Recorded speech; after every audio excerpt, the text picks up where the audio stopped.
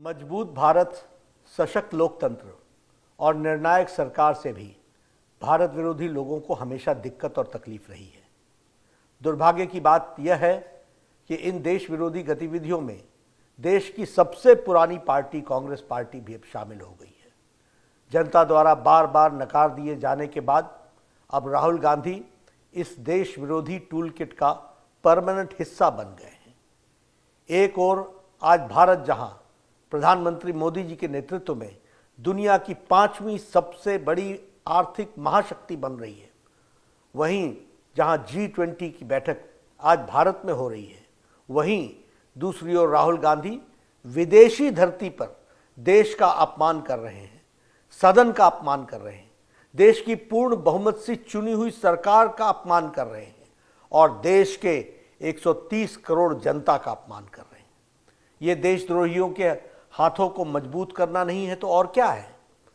राहुल गांधी जी, आपने विदेश की धरती पर कहा कि भारत में लोकतंत्र खत्म हो गया है और यूरोप और अमेरिका इसमें दखल देना चाहिए। इससे शर्मनाक बात क्या हो सकती है। किसी दूसरे देश से भारत के आंतरिक मामलों में दखल देने की मांग करना भारत की संप्रभुता पर हमला है। मैं राहुल गांधी से जानना चाहता हूं कि यूरोप और अमेरिका को भारत के आंतरिक मामलों में दखल देने के लिए उकसाने के पीछे उनकी मंशा क्या है। विदेशी षड्यंत्रकारियों से मिलीभगत करके आप भारत की आर्थिक घेरेबंदी और सामरिक घेरेबंदी करवाने का प्रयास कर रहे हैं। स्वतंत्र भारत के इतिहास में विषम से विषम स्थिति में भी आज तक देश किसी भी बड़े नेता ने विदेश में जाकर के विदेशी ताकतों से भारत सरकार के खिलाफ कार्रवाई करने की आह्वान नहीं किया है। राहुल जी, आपको यह कृत्य स्वतंत्र भारत के इतिहास का सबसे गंभीर मामला है। इससे जनता को भारी आक्रोश है, जनप्रतिनिधियों में भी आक्रोश दिख रहा है। हर राष्ट्रभक्त सांसद इस समय अंदर से आहत है। राहुल गांधी, आपको देश के खिलाफ इस पाप के लिए देश की जनता से माफी मांगनी ही होगी। अब स्पष्ट हो गया है कि मणिशंकर अय्यर का प्रधानमंत्री नरेंद्र मोदी जी को हटाने के लिए पाकिस्तान से मदद की गुहार लगाना और सलमान खुर्शीद का मोदी जी को हटाने के लिए विदेशी मदद की मांग करना उनकी व्यक्तिगत सोच नहीं थी, बल्कि यह कांग्रेस की सोची समझी और उनके शीर्ष नेताओं की यह सोच रही है। यह बात उजागर होती है। जिस इंग्लैंड ने हमें और हमारे ऊपर वर्षों तक शासन किया, उसी के सरजमीं पर जाकर राहुल गांधी ये कहें, स्वयं भारत में विदेशी ताकतों से दखल देने की मांग कर रहे हैं, यह देश का दुर्भाग्य नहीं है तो और क्या है। मुझे संदेह है कि राहुल गांधी भारत के लोकतंत्र की कितनी जानकारी रखते हैं, कितना समझते हैं। अच्छा होता स्वतंत्र भारत के लोकतांत्रिक इतिहास को यदि राहुल गांधी सही तरीके से पढ़ते और उन्हें पता चलता कि लोकतंत्र की हत्या किसने की है और लोकतंत्र की रक्षा किसने की है। राहुल गांधी जी, आप आपातकाल के इतिहास को पढ़िए। आपकी दादी मां ने, उस समय की भारत की प्रधानमंत्री ने, आपकी कांग्रेस पार्टी की सरकार ने इस देश में 19 महीनों तक आपातकाल लगाकर लगभग 1.5 लाख बेगुनाह लोगों को, राजनीतिक कार्यकर्ताओं को, युवाओं को, वृद्ध को, महिलाओं को, सबको अकारण जेल में डाल दिया था, और वह भी Misa, maintenance of internal security act के तहत और डिफेंस ऑफ इंडियन रूल के तहत, DIR के तहत। तब बोलने पर प्रतिबंध था, लिखने पर प्रतिबंध था, मीडिया पर प्रतिबंध था, फिल्मों पर प्रतिबंध था, गायकों पर प्रतिबंध था। न जाने किन गुनाहों के लिए किस किस पर प्रतिबंध लगाए गए थे। राहुल गांधी जी, आपकी पार्टी ने तो देश को सभी संवैधानिक व्यवस्थाओं को ध्वस्त किया है, न्यायपालिका को भी कमजोर करने में कोई कसर नहीं छोड़ी थी।